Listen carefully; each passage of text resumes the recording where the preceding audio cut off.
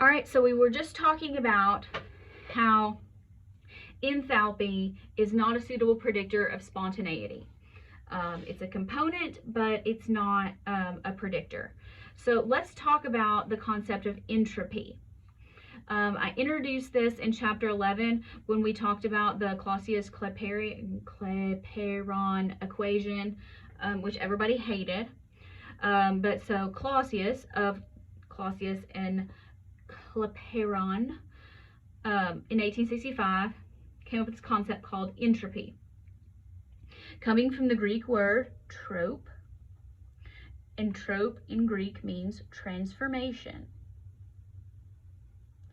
All right, and in entropy, he decided to call the symbol for entropy a capital S. Capital S has absolutely nothing to do with the word entropy or trope. So why in the world am I telling you this? All right, so Clausius comes up with this concept. This is what he calls it, entropy. So, you get to name it and you get to determine everything when you discover it. And so he actually named it S in honor of Sadi Carnot for his work on the Carnot engine concept. So when you get to physics, you'll talk about that. Now, officially, entropy is defined as a thermodynamic function that increases with the number of energetically equivalent ways to arrange the components of a system to achieve a particular state. Let me say that again. A thermodynamic function that increases with the number of energetically equivalent ways to arrange the components of a system to achieve a particular state. It doesn't make any more sense when I read it again. So let's talk about practically. This is a wonderful paper dictionary definition. Practically, what does it mean?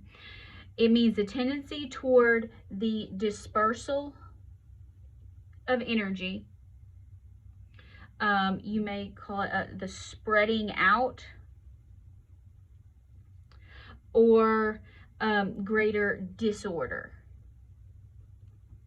So what that means is energy flows from being localized or concentrated to being more spread out. So energy does not want to be stuck in one small place. If there is space available, it wants to spread out. It wants to occupy space.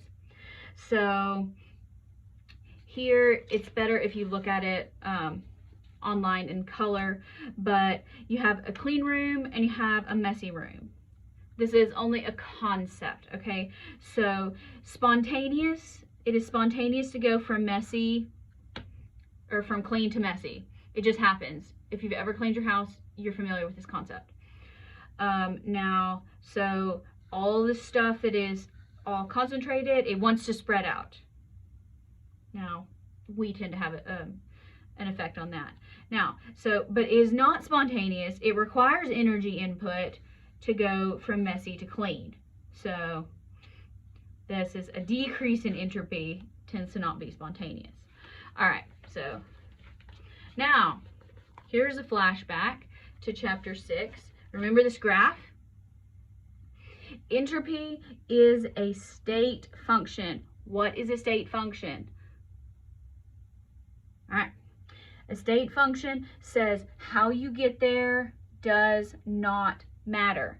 Only the fact that you get there at all. So this is what we care about. We do not care about the method. Path does not matter. State function. Now, we need to talk about entropy and the definition of entropy in order to get into the second law of thermodynamics, which states for any spontaneous process, the entropy of the universe increases. All right, well, we haven't really talked about the entropy of the universe. What does that mean? All right, so